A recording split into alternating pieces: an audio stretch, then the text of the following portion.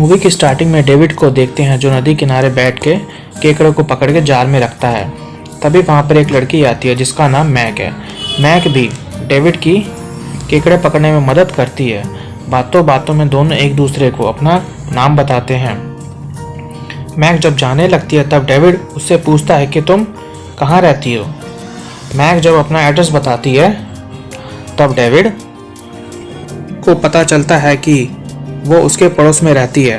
अब अक्सर डेविड आते जाते अपनी नेबर मैक को देखकर उसकी तरफ आकर्षित होता है। इससे पहले डेविड को किसी और लड़की के लिए ऐसा फील नहीं हुआ, मतलब मैक उसकी पहली पसंद है। जब भी मौका मिलता तो डेविड मैक से बात कर लेता, पर मैक की अपनी अलग स्टोरी है। कुछ समय पहले उसके पेरेंट्स एक कार एक्सीडेंट में मारे जाते हैं। उसकी सिस्टर सुजैन हैंडीकैप हो जाती है। तब से मैक और सुजैन अपनी आंटी रुथ के साथ रहते हैं। रुथ के और भी बच्चे हैं। कुछ समय बाद हम देखते हैं कि रुथ के घर उसके बच्चों के दोस्त अक्सर आया करते थे, खेलते और मज़े करते हैं। पर रुथ बच्चों के साथ अलग तरीके से पेश आती है। उन्हें एंटरटेन करने के लिए बियर ऑफर करती है और सभी को स्मोकिंग सिखाती है। रुथ शुरू से ही मैक को पसंद नहीं करती थी, कभी कभी उसे खाना भी नहीं देती थी और कई बार रुथ मैक को वैश्या कहकर बुलाती थी। मैक भी डेविड को पसंद करती है और उसके लिए पेंटिंग बनाती है। डेविड इस पेंटिंग को देखकर बहुत खुश होता है और डेविड ये पेंटिंग रुथ को भी दिखाता है। ये देखकर रुथ मैक पर बड़ा गुस्सा होती है। इसके बाद हम देखते हैं कि रुथ के एक बेटे ने मैक के बैग पर हाथ फेर दिया था। इस पर मैक आरफी पर गुस्सा होती है। जब रुथ को ये बात पता चलती है तब वो मैक को और उसकी बहन को सुजैन को सबक सिखाना चाहती है। फिर मैक के कपड़े उतारकर उसके बैग पर मारना शुरू करती है। वो बाकी बच्चों को ये दिखाना चाहती है कि गुनाह की सज़ा किस तरह दी जाती है। मैक इस घटना की रिपोर्ट ऑफिसर जेनी से करती है। रुथ को इस बात का पता चलता है तो उसे और भी सज़ा देना चाहती है। इसके बाद उसे बेसमेंट में ले जाके रस्सी से बांध के अपने बच्चों से कहती है कि इसे निर्वस्त्र करो। फिर उसका बेटा उसके कपड़े चाकू से फाड़ देता है और उसे निर्वस्त्र कर देता है। तब रुथ अपने बच्चों को उसके अंग दिखा के कहती है वैश्या ऐसी होती है, और पूरी रात उसे उसी हालत में छोड़ दिया। फिर रुथ उसे कुछ खाने को देती है पर वो कुछ नहीं खाती है। अब पड़ोस के बच्चे अक्सर उसे आकर देखते हैं और देखकर उसका मजाक उड़ाते हैं और मज़े करने के लिए उसकी बॉडी पर कट लगाते हैं तो कहीं जलाते हैं। रुथ भी उसके साथ फन करती है, जैसे उसके जख्म को सिगरेट से जलाती है। रुथ जानती है कि डेविड मैक के लिए फीलिंग रखता है और उसे कहती है कि तुमने किसी को भी कुछ कहा तो मैक की जान नहीं बचेगी। इसी वजह से डेविड भी चुप रहता है। इतने में ही ऑफिसर जेनी आता है इंस्पेक्शन के लिए।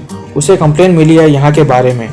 तभी रुथ डेविड और मैक को कहती है अगर तुम बेसमेंट से बाहर आए तो तुम्हारी जान नहीं बचेगी। इसके बाद रुथ अपने बच्चों के साथ ऑफिसर से मिलती है और हैप्पी होम का ड्रामा करने लगती है और ऑफिसर को लगता है ये सब सच बोल रहे हैं, खास करके बच्चे, और जेनी वहाँ से चला जाता है। मौका पाके डेविड ने मैक की रस्सियाँ खोल दी और कहा आज रात को यहाँ से भाग जाना, और डेविड को पूरी उम्मीद है कि मैक वहाँ से भाग जाएगी और डेविड अपने घर चला जाता है।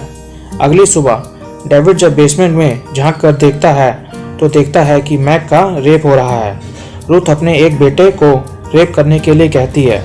मैक को उल्टा करके उसके साथ रेप करता है। वो दर्द से चिल्लाती है। रुथ ने बाकी बच्चों को भी लाइन में लगा रखा है, किसका नंबर कब आएगा। तभी डॉनी आकर कहता है कि वो भी मैक का रेप करेगा। इस पर रुथ कहती है तुम्हारे भाई ने अभी रेप किया है, अभी तुम्हें करने की जरूरत नहीं है।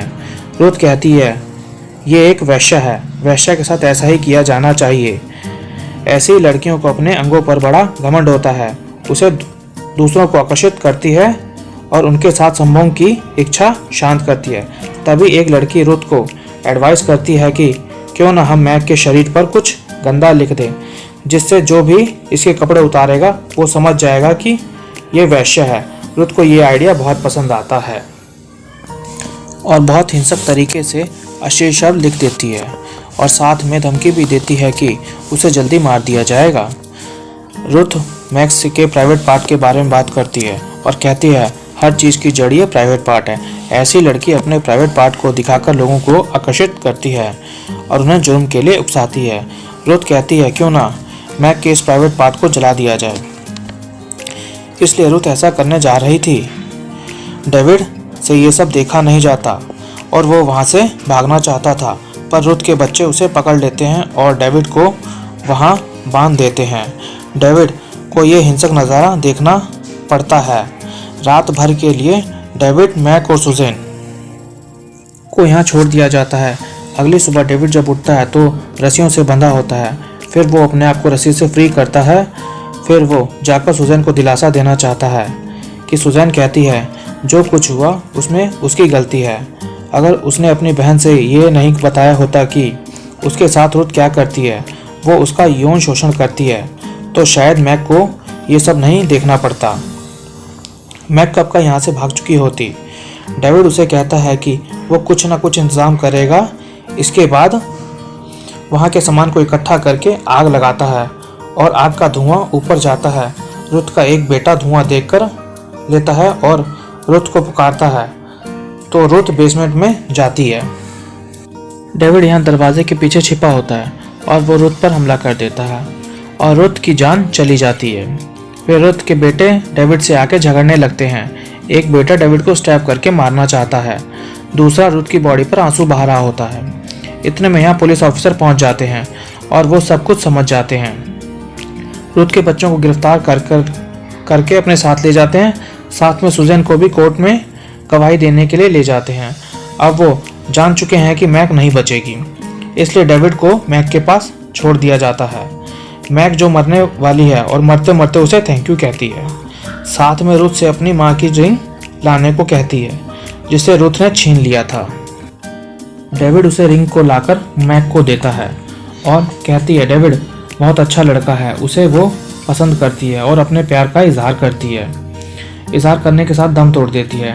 डेविड उसकी लाश पर काफ़ी रोता है। ये सब बात तब की है जब डेविड बहुत छोटा था, आज बड़ा हो गया है। जब भी वो पेंटिंग को देखता है उसे अपना पास्ट बहुत याद आता है और सोचता है शायद मैक की जान बचा सकता था, पर ऐसा नहीं होता। इसी के साथ फिल्म यहीं पर समाप्त हो जाती है।